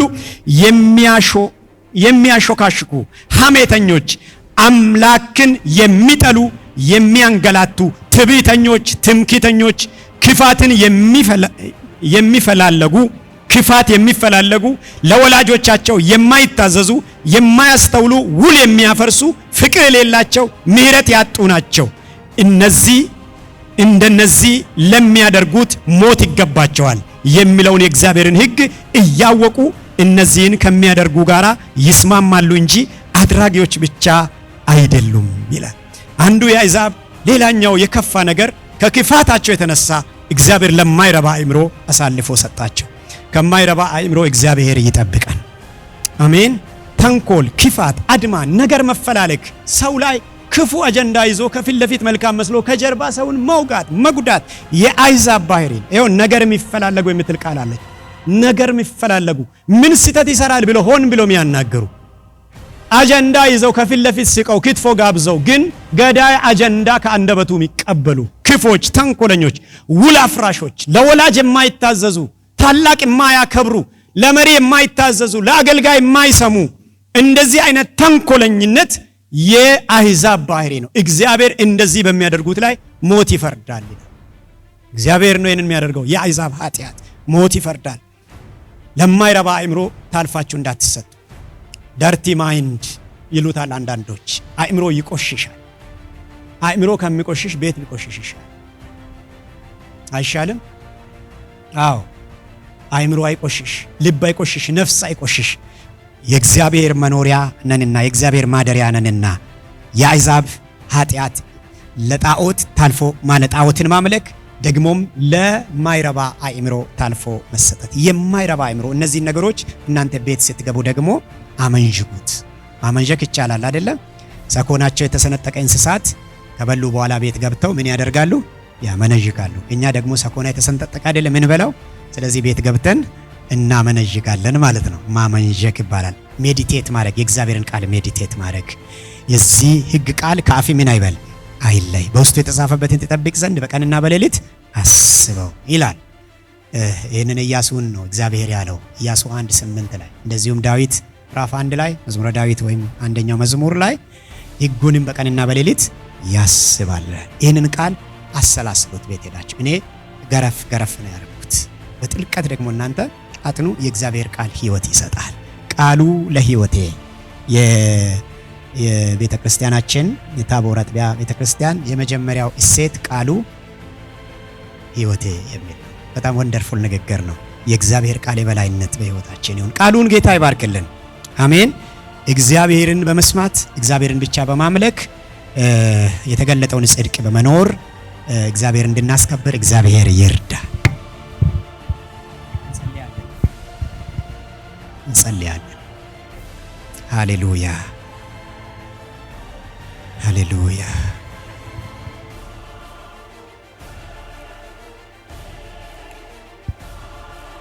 እነዚህን ትምህርቶች በተደጋጋሚ አውርዳችሁ መስማት ትችላላችሁ። በድጋሚ ነው ማስታወቂያ እየሰራው ነው። ቶሎ ቶሎ የተናገርኳቸውን ቤት ሆናችሁ ደግሞ ስትሰሙ የበለጠ እግዚአብሔር መግለጡን ይሰጣችኋል። እግዚአብሔር መልካም አምላክ ነው። ጌታ ሆይ እናመሰግናለን። ክብር ለስምህ ይሁን። ጌታ ሆይ እናመሰግናለን። ሁላችንም እስኪን ቆምና ጌታን እንባርካለን። ስለ ቃሉ ጌታ እናመሰግናለን።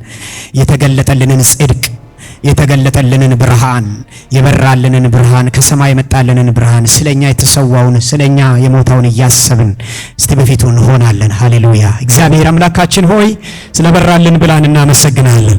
በልጅ ስለተገለጠልን ወንጌል፣ በሱ ወንጌል በኩል ደግሞ ወደኛ ስለመጣው ጽድቅ፣ በእውነት እንድንኖር፣ በፍቅር እንድንኖር፣ በመልካምነት እንድንመላለስ ወደኛ ስላመጣው ስለዚህ ሕያው ብርሃን፣ ሕያው ጽድቅ እናከብርሃለን። ክብር ለስምህ ይሁን። እናመሰግናለን። ክብር ለስምህ ይሁን። በዚህ ህይወት መኖር እየፈለግን ግን በአንዳንድ ጉዳይ አልቻልንም። ጌታ ሆይ ዛሬ እጸልያለሁ፣ እግራችን ላይ የገባ አጉል ሰንሰለት ዛሬ በኢየሱስ ስም ይበጣጠስ። መሄድ እየፈለግን የከለከለን እስራት ይበጠስ። መሮጥ እየፈለግን ያዘገየን የትኛውም አይነት ትብታብ የተበጠሰ ይሁን። የታሰርንበት ገመድ፣ የተጠፈርንበት ይሄ በጌታ በኢየሱስ ክርስቶስ ስም ዛሬ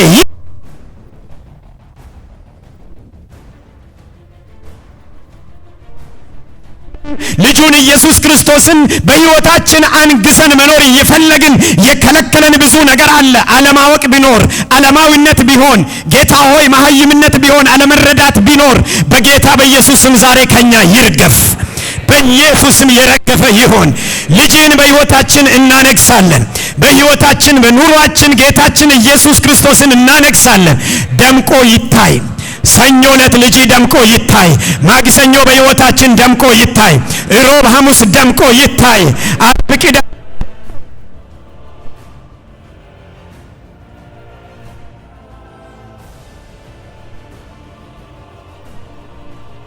ዘምር። አንደበታችን እሱን ይስበክ። ጌታ ሆይ እርሱን በታማኝነት በመስበክ መንግስትህን ማስፋት እንድንችል፣ ስምህን ማክበር እንድንችል እርዳን። ስለዚህ መጽሐፍ፣ ስለ መጽሐፍ ቅዱሳችን፣ ስለ ሮሜ መልእክት እናመሰግናለን። ጌታ ሆይ ስለዚህ መልካም መልእክት ክብር ለስምህ ይሁን። ልባችንን ስለሚመልስ መልእክት፣ በጽድቅና በእውነት እንድንኖር ስለሚገስጸን ስላንተ ድምጽ ስምህ ይባረክ። ስለ መንፈስ ቅዱስ እናመሰግናለን። ስለ ቤተ ክርስቲያን እናመሰግናለን። መሰብሰብ ስለቻልንበት ስለዚህ ህብረት ስምህ ይባረክ። ስለሰጠህን ስለዚህ ስለ ወንድሞች ህብረት፣ ስለ ቅዱሳን ህብረት መሰብሰብ ቤተ ክርስቲያን እናመሰግናለን። እግዚአብሔር ሆይ ክብር ለስምህ ይሁን። ጠርተን ቆጥረን ያላመሰገንን ብዙ ነገር አለ። ቤተ ክርስቲያን ስለሰጠህን፣ ወንድሞች እህቶች ስላበዛህልን፣ መንፈስን በልባችን ስላፈሰስክልን፣ ሕያው ቃልህን ስለሰጠህን ጌታ ሆይ እናመሰግናለን። ክብር ለስምህ ይሁን። ደግሞ እንዲህ እጸልያለሁ፣ ይህንን ቃል በሰሙት ሁሉ ላይ መለኮታዊ ፈውስ ይለፍ። መለኮታዊ ፈውስ ይለፍ። የከበዳቸው ሸክም ይንከባለል። ያስጨነቃቸው ቀንበር ይሰበር። ያሰራቸው ሰንሰለት ይፈታ። ቤታቸው ላይ ያለ እንቆቅልሽ ይፈታ። በስራ ስፍራቸው ላይ ያለ እንቆቅልሽ ይፈታ። በኑሮ ኢየሱስም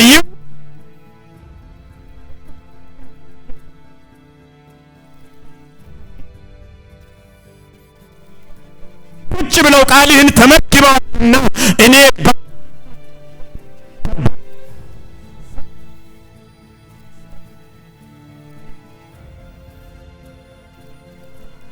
ይህችን ቤተ ክርስቲያን እንድትባርክ ጸልያለሁ። ስምህ ለዘላለም የተባረከ ይሁን። በጌታችን በመድኃኒታችን በኢየሱስ ስም አሜን።